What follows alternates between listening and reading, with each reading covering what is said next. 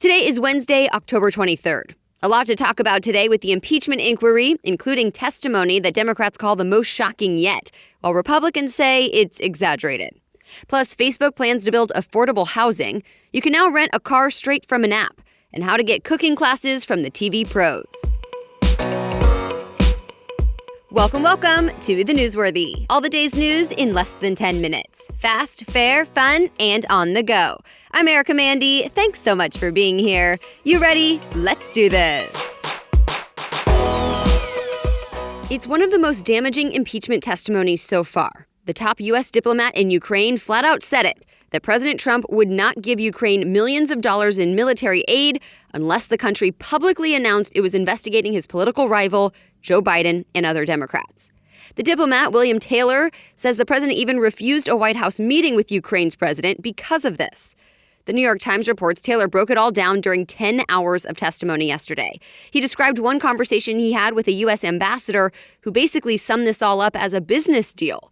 Politico reports that ambassador said as an analogy that a businessman would never sign a check if the other person owed him something. NBC News reports Taylor says he was really concerned about this and even considered resigning. He even brought it up to the Secretary of State Mike Pompeo and the National Security Council. Democrats call this testimony shocking, and some even say this was their, quote, most disturbing day in Congress so far. They say it's clear the president abused his power. On the other side, though, some Republicans say Democrats are exaggerating things, adding there's, quote, nothing new here. Of course, Taylor's testimony contradicts what President Trump has said, and the White House is pushing back hard, too, calling Taylor's testimony hearsay and that he's, quote, waging war on the Constitution. The Washington Post says President Trump went even further yesterday by comparing the impeachment inquiry to a, quote, lynching. But that comment got a lot of backlash, even from some Republicans. Many called it inappropriate in any context, considering lynching is a term linked to the racist murder of black people. But the White House defended the president and saying Trump is not comparing his situation to that he's just referring to how he's been treated unfairly by the media. Others call it all a distraction from the testimony on Capitol Hill. Stay tuned. Russia and Turkey are teaming up to patrol Syria's border together in what they're calling a historic deal. This comes after the U.S. pulled troops out of the region, so now Russia stepped in to fill the void. Reuters reports Russia and Turkey will have to first remove Kurdish fighters from along the border in a mission that starts today. And remember, the Kurds have been a U.S. ally. Well, now that America is not stopping Turkey and Russia, the two countries will be working together to keep the Kurds away and send Syrian refugees to the newly freed up area. It's not clear yet if the Kurds will agree to leave or maybe be forcibly removed. The UN says millions of people live in that region, and already more than 170,000 people, including children, have been displaced in the past 2 weeks. Fox News reports this alliance between Turkey and Russia is a sign the relationship between the two is getting stronger, and they're getting more power in the Middle East. This is just the latest development in ongoing turmoil in Syria over the last 2 weeks. When U.S. troops left the country, Turkey almost immediately attacked the Kurds, who had helped the U.S. fight ISIS for years. Then last week, Vice President Mike Pence helped negotiate a temporary ceasefire between Turkey and the Kurds, which for the most part held while it lasted. Now Russia says it's working toward a peaceful resolution. We'll see.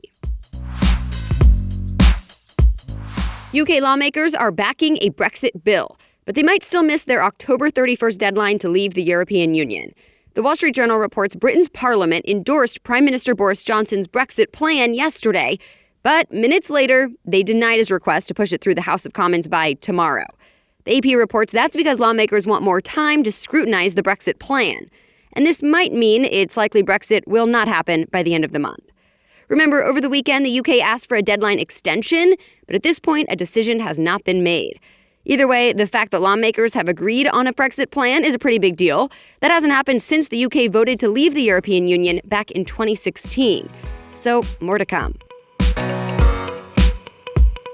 For the first time, the FDA says some tobacco pouches, which are used for dipping, are less harmful than cigarettes. Keep in mind, the FDA has never made that kind of judgment before. The AP reports pouches made by Swedish Match are the first so-called reduced-risk tobacco product ever backed by the FDA.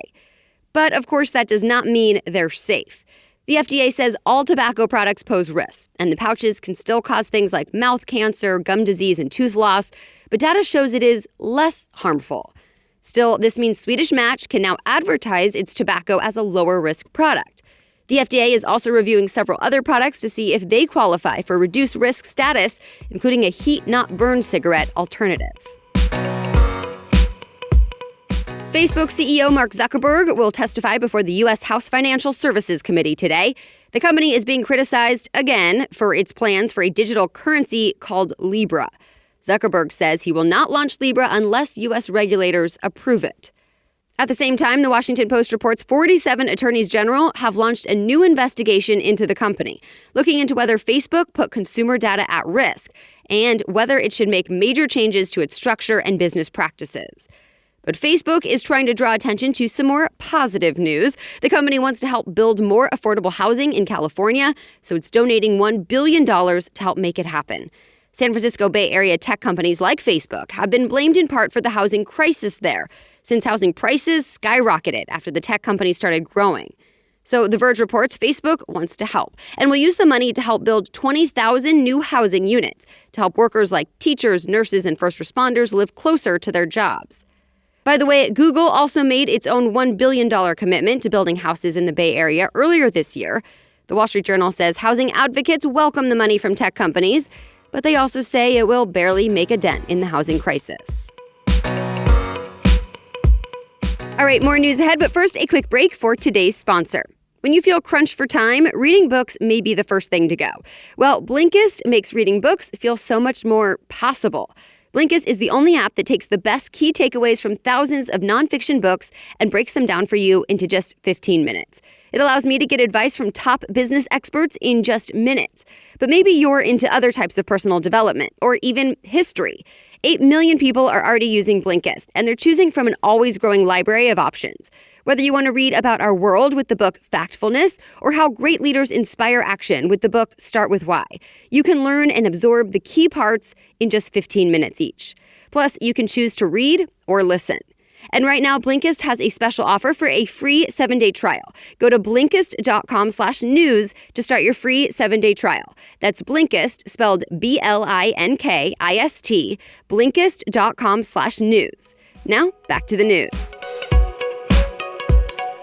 The popular office space sharing startup WeWork just got a bailout. Its investor SoftBank agreed to pay billions for an 80% stake in the company. And the co-founder and CEO of WeWork is getting $1 billion to leave. WeWork had been in trouble of running out of cash. Penske is stepping into the car-sharing business. Penske is mainly known for renting out moving trucks, but now it's rolling out something called Penske Dash. That's an app that lets customers rent Volkswagen Jettas by the minute, hour, or day. Fox Business says users make their purchase on the app, then it connects them to a fleet of parked cars nearby. Others like BMW, GM, Lime, and Car2Go have tried to offer something like this before, but they've mostly failed. So we'll see how it works out for Penske. For now, the service is available in Washington, D.C. and Arlington, Virginia. Also of note in the rental world, Scoot, which is owned by the e-scooter company Bird, is now offering an electric moped for rent called the Scoot Moped. TechCrunch says the moped will only be available in LA for now as part of a pilot program, but the company plans to roll them out in other cities later this year. To ride one, you do have to be 18 or older and wear a helmet that comes with each moped. They'll reportedly be available soon. Food Network fans can now get cooking lessons from the pros. It's all done on the new Food Network Kitchen app. Users can take interactive cooking classes with star chefs like Bobby Flay, Martha Stewart, and Rachel Ray. They'll also have access to on-demand courses and recipes. And if they don't have all the ingredients, you can actually use the app to order groceries and have them delivered from services like Amazon Fresh and Instacart. Amazon Alexa also works with the app. So CNET says if your hands are busy, you can ask Alexa to repeat steps in the recipe or how much of an ingredient is needed. But of course, there's a catch. It's not all free. Engadget says only some recipes and videos are free, but if users want complete access, you have to pay about $50 a year. With each annual subscription purchase, though, 100 meals will be donated to kids. The app is available now on Apple, Android, and some Amazon devices. And that's it for the main news today, but it's now time for Work Wednesday, where we break down one interesting career or work-related news story every Wednesday. And this week, we're talking about robots and jobs.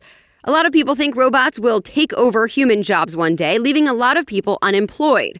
Well, it turns out a new study from the University of Illinois says robots won't necessarily take human jobs right away, but might make them a little harder. Researchers found robots are helping people who stock, pack, and move boxes by doing the heavy lifting, but it can also affect workers' safety, health, and morale. The report says robots basically pressure employees to work harder and faster, and even though that may boost productivity, it could also be bad for workers and put them under more scrutiny. There is an upside, though. Recode says as machines take over some of the more routine jobs, it may push companies to train workers for other types of jobs that could even land them higher paid work. All right, thank you so much for listening today. And as always, you can read more about the news stories we talked about in this episode right in today's show notes. Just click episodes on thenewsworthy.com to see all the links and sources. The Newsworthy is ready for you to listen every weekday by 4 in the morning. I'll be back with more news tomorrow. Have a great day.